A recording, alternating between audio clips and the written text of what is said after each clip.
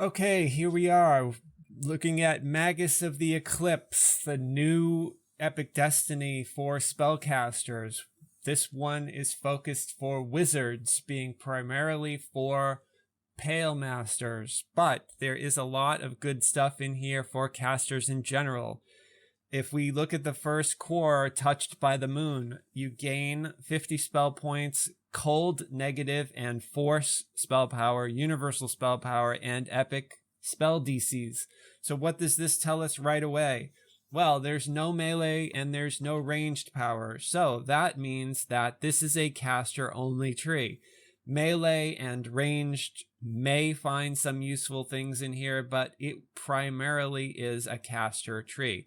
And because it is negative, cold, and force spell power, likely it's only going to be a benefit for undead wizards, pale masters, necro undead warlocks, cold using sorcerers, wizards, or warlocks, force spell, so illusionists, or Sharadi casters, or any other warlock that focuses instead of alignment damage, that uses force damage instead, something to that effect. I was able to purchase everything in the tree with the exception of this Lunar Insight, and this is because I do not have the skill Arcane Insight. This would give me a bonus to my intelligence, my charisma, or my wisdom, but I don't have that feat, so I don't have access to that, but I was able to purchase everything else. There is love in this tree for hirelings. You gain the ability to summon a hire. This hire will follow you around, and it's boosted by some of the stuff in here. You also gain spell DC, so you can see I got Necro and all DCs here, and there's a bunch of other abilities, so let's take a look. So here are the passive and actives. You can see there's a lot of stuff, and let's get our mantle. Our mantle is called Frostlight. So this is the mantle. We take half damage from cold and negative, or if we are undead, we take half damage from cold and light. So there's that. You can see that adds buffs to the buff bar. It also gave me 20 magical resistance cap, covered by null magic protection, which basically means that I will burst out this thing that will cause enemy spellcasters to not be able to cast. So I'm going to pin, this is my epic strike, Moonlance, and remember I have all of these spell things turned on over there. This is another ability, Cold Light of the Moon. This is my null magic aura that I can activate, and it will make for 20 seconds I am immune to harmful spells. This is my epic moment. It's called Time Stop. Small area around me stops time and everything is paralyzed for 10 seconds. If I bring any monster in the state below 0 when the timer is up, then they will die. So it's very similar to Fate Singer's Cut the Strings. Here is another, this is an evocation SLA. It is a ice comet. Now, I am spec'd as a fire sork, and so it's probably a bad example for me to show cold damage because my spell power is lessened. So, but we'll see, you know, if you were on an ice sork or an ice warlock, then the damage for these might be better. But you can see that that's not too bad. I did a couple thousand, and the cooldown for this epic strike seems to be 6 seconds, and it's got a long range. It does the range of a ray. Now here's the SLA. It looks like I dropped an ice comet onto that thing's head. The other thing too about this tree, which you just saw, is that my mantle does, I believe, an aura. So anything that stands around me starts to take cold damage. So I don't even have to do anything. I just have to basically stand there. It's similar to a druid where you do that light of the sun and you walk around and you've got this wall of fire on you. You can see that I am just basically emitting cold damage just by standing there. The cold, so this would be a very beneficial tree for a warlock or an ice sork or a wizard who is undead, because you could use, I chose cold power, but you can also use negative spell power, and the negative energy hits things the same as the cold. So you would constantly be putting out this. Now here is another ability. This creates like a pool of moonlight, and you can see that they're taking cold damage standing in the pool. It also added a buff to me. I will do it again so you guys can see it. Now this guy died in my aura. That's the epic strike. I'm going to put the moon puddle under them. You can see the damage from that is not that high, but it gives me a stacking 5% incorporeal bonus by standing in it. And then at the end, when it disappears, it does a burst of cold damage.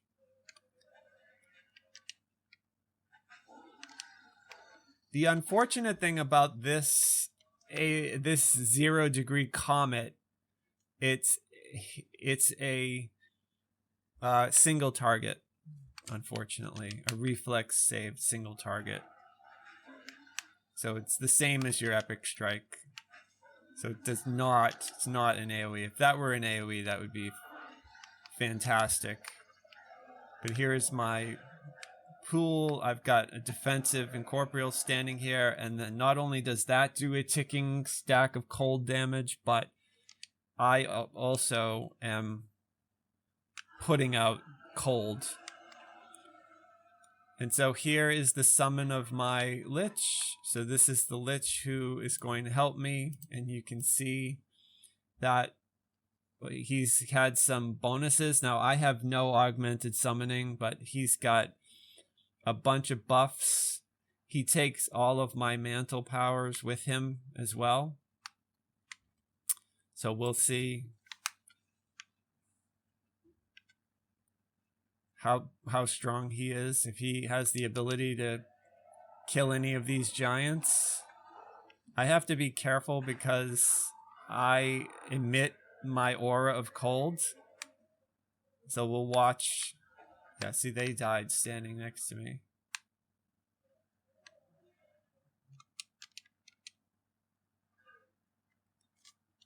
There's my Lich. I'm going to try to highlight him just to see how he does. Oh, he came back to me. All right, there he is. Now, compared to Primal Avatar's summon, it's not really that impressive.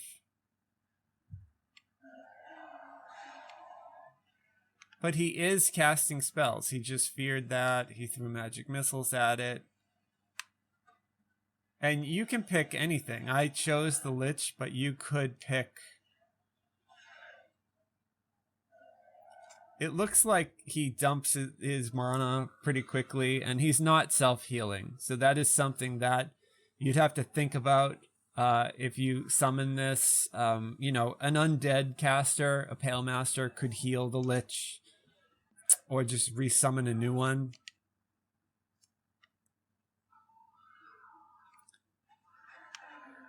So what we're going to do is try to find a bunch of mobs so I can do time stop.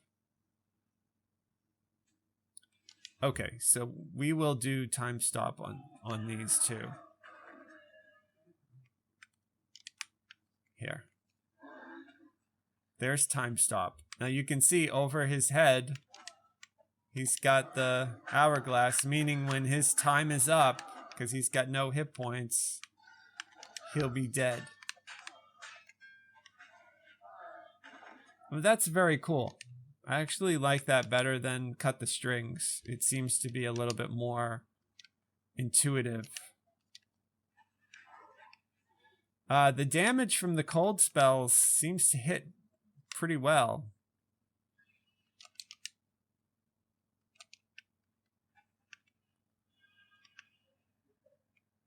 And this Moonlight, what I don't know is if you did the negative version of this, if you were a Pale Master, if it would heal you.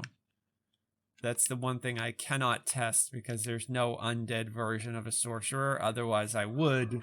I'd respec undead and you could check it out. But you guys who play Pale Masters will have to let us all know. But from what I'm seeing so far, everything in this tree seems to be sort of very helpful.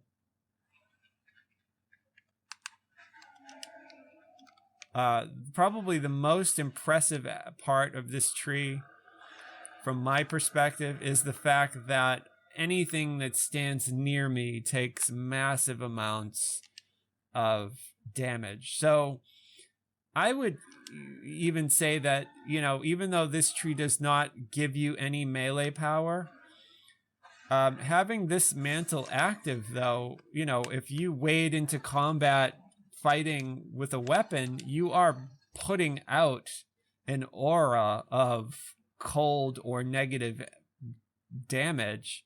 So, you know, without even needing to hit everything, you're just AoEing everything around you every few seconds, even though we don't see a tick or a radius around us.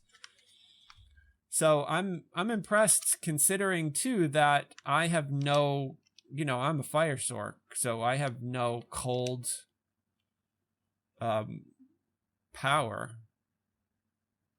and yet I'm still doing pretty decent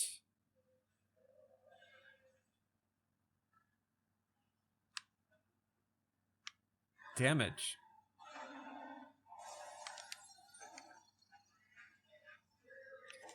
So all in all, it is an impressive new tree that we got.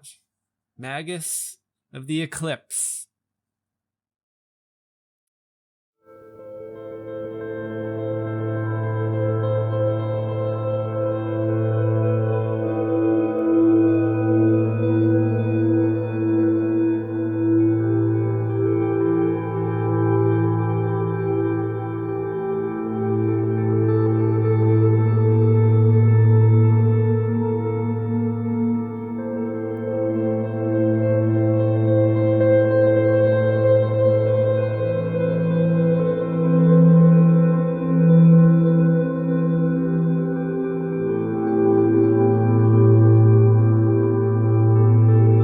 Join us for more. I plan to do lore videos for each quest in DDO, as well as the raids. Plus, I will be releasing more Session 0 videos for DDO on topics such as player character races, the religions of Eberron, the last war, and the Moonlance, the dragon marks, the dragon marked houses, and much, much more. Click the like button if you enjoyed this video. Comment down below. I like interacting with other players. My main tune in DDO is named Mary. I am on Sarlona. I also have a guild on the Hardcore League. My guild is Death Smile. Please say hi if you're on either of those servers. Subscribe to see more Adventure AI content about DDO, Dungeons & Dragons Online, and gaming in general. I also play Star Wars The Old Republic. You can join us at Adventure AI on Discord. Check us out on Twitch. Check us out on Twitter. You can go to our Patreon and become a patron of the channel, where you would get access to all of the scripts, the images, the music, the videos, as well as behind the scenes, and the ability to request topics for me to make